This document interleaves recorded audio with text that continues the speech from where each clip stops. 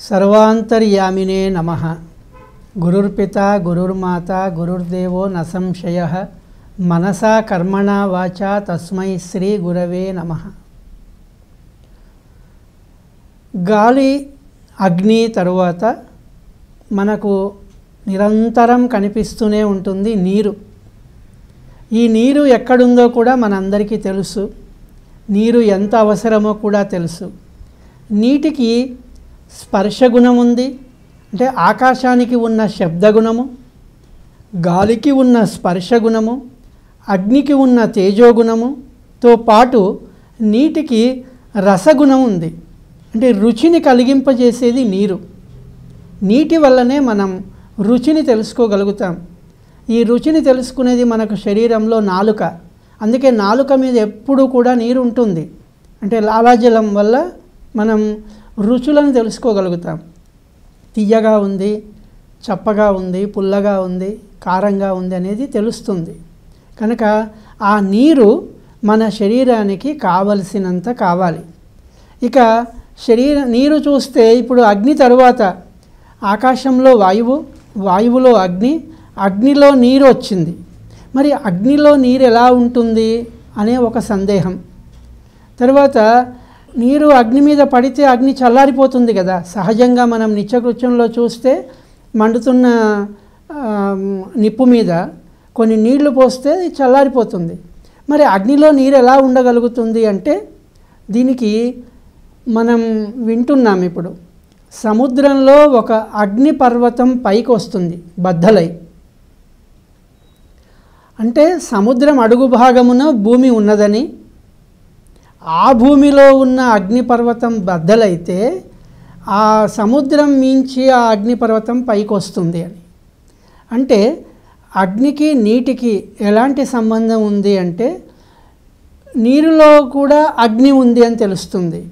ఇప్పుడు మనకు వచ్చే ఎలక్ట్రిసిటీ అంతా, కరెంట్ అంతా కూడా నీటి యొక్క వేగాన్ని పెంచి ఆ యంత్రాల ద్వారానే మనకు ఈ విద్యుత్తు సరఫరా నీటి ద్వారానే జరుగుతుంది. అంటే నీటిలో అగ్ని ఉన్నప్పుడు అగ్నిలో నీళ్లు ఉండడం సహజమే. అంటే భూమి అంతా కూడా కొంతమేరకు అగ్నిగోళం. అంటే మన శరీరం ఏ విధంగా కొంత అగ్ని ఉన్నదో భూమి అంతా కూడా ఒక అగ్ని ఉన్నది. సూర్యుడేమో భరించరాని అగ్నిగోళం అయితే మన భూమి కొంత అగ్నిగోళం. ఈ కొంత అగ్నిగోళం అయ్యుండి దీని చుట్టూ కూడా అగ్ని ఆవహించే ఉంది. ఇప్పుడు అగ్ని అంటే ఏమనుకుంటామంటే మనం కేవలం కనిపిస్తున్న నిప్పు మాత్రమే అనుకుంటాం. తేజస్సు అనేది అగ్ని, ప్రకాశం అనేది అగ్ని. అగ్నికి మనం కేవలం మండుతున్న నిప్పులే అనుకోవడానికి కాదు. ఈ ప్రకాశము తేజస్సు అంతా కూడా అగ్ని యొక్క స్వరూపం, అగ్నియే. ఆ ప్రకాశం ఉంటేనే ఆ ప్రకాశానికి దగ్గరలోనే నీళ్ళు ఉంటాయి. నీటిని మనం వేడి చేస్తే అవి బరువు తగ్గుతాయి. నీటికి చల్లదనం ఉంటే బరువు పెరుగుతుంది. ఇప్పుడు నీటికి అగ్ని తోడైతే నీటి యొక్క బరువు ఎందుకు కోల్పోయింది అంటే ఆ నీరు అగ్ని నీటిని భరిస్తుంది గనక. అగ్నిలో నీరు ఉంటే నీటి యొక్క తేలికదనం, నీరు పల్చబడింది తెలిసింది. అలాగే ఈ నీరు అనేది మనకు ప్రాణవాయువు తరువాత, జఠరాగ్ని తరువాత నీళ్లు తాగుతాం మనం. దాహం వేస్తుంది మనకు. ఈ దాహం వేసినప్పుడు నీళ్లు తీసుకుంటాం. ఇక భూభాగం అంతా చూస్తే ఎలా ఉందంటే మనకు తెలుసు, మామూలుగా భూగోళం మీద 75% నీళ్లుంటే 25% మాత్రమే భూమి ఉందని. అంటే పావు భాగం మాత్రమే భూమి ఉంది. మనం నివసిస్తున్న భూమి ఒక పావు భాగం మాత్రమే. మన చుట్టూ ఒక 30 భాగం నీళ్లు సముద్రాలు ఆక్రమించి ఉన్నాయి. అంతేకాదు ఈ సముద్రాల మీద ఉన్న నీళ్ళన్నీ కూడా బాగా వేడికి ఆవిరై ఆకాశంలో మేఘాలుగా మారి తిరిగి వర్షం రూపంలో మనకు మళ్ళీ నీరు వచ్చేస్తుంది. అంటే ఈ చక్రం తిరుగుతూ ఉంది. భూమి మీద ఉన్న నీరు ఆకాశంలోకి వెళ్ళడం, ఆకాశంలో చల్లబడి మళ్ళీ భూమి మీదకి కురవడం, ఈ కురిసిన నీరంతా కాలువలు నదులుగా మారి మళ్ళీ సముద్రంలో చేరడం. ఈ ఒక చక్రం ఏదైతే ఉందో ఈ చక్రం అంతా కూడా మన శరీరంలో కూడా జరుగుతూ ఉంది. మనం తాగిన నీరంతా కూడా మళ్ళీ చెమట రూపంలో బయటకు వస్తుంది.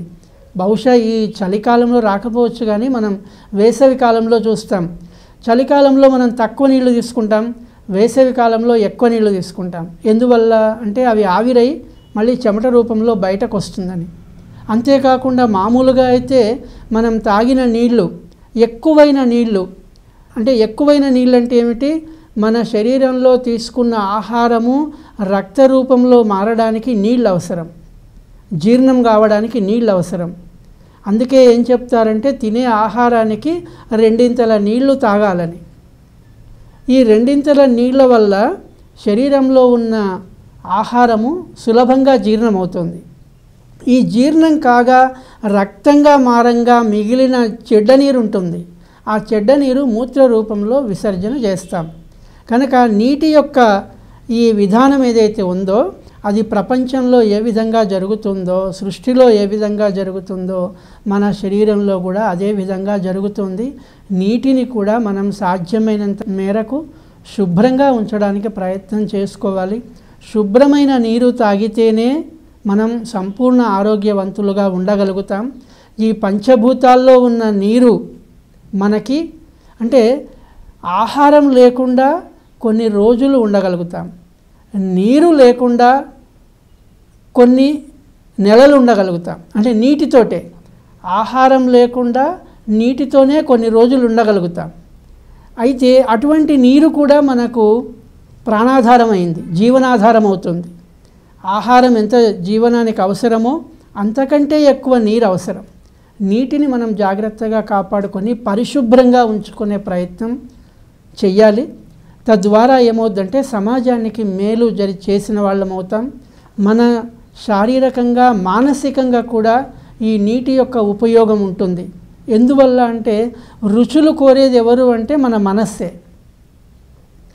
ఈ శబ్దాన్ని, స్పర్శను, ఈ రూపాన్ని, అగ్ని రూపాన్ని ఇస్తుంది. తేజస్సు అంటే రూపమే. అలాంటి రూపాన్ని, ఈ నీరు ఇచ్చే రుచిని అనుభవించేది ఎవరంటే మన మనస్సే. శరీరం నామినల్గా ఉంటుంది, ఇదొక హార్డ్వేర్ మాత్రమే. దాన్ని సంపూర్ణంగా అనుభవించేది మాత్రం మన మనస్సే అనుభవిస్తుంది. ఆకాశంతో ఆనందిస్తుంది, వాయువుతో ఆనందిస్తుంది, గాలితో అది అగ్నితో ఆనందిస్తుంది, నీటితో కూడా ఆనందించేది మన మనస్సే. కనుక మనస్సును ఆనంద పెట్టడానికి మనకి ప్రకృతి పూర్తిగా సహకరిస్తుంది. ఎవరి మనస్సు వాళ్ళ రూపం, ఆ రూపం ఆనందపడుతుంది. మన శరీరాన్ని మనం కాపాడుకుంటూ, ప్రకృతిని కాపాడుకుంటూ మనం ఆనందాన్ని అనుభవించడానికి చాలా సులభం అవుతుంది. ఆశ్రిత జనాః ఆనందినో భవంతు.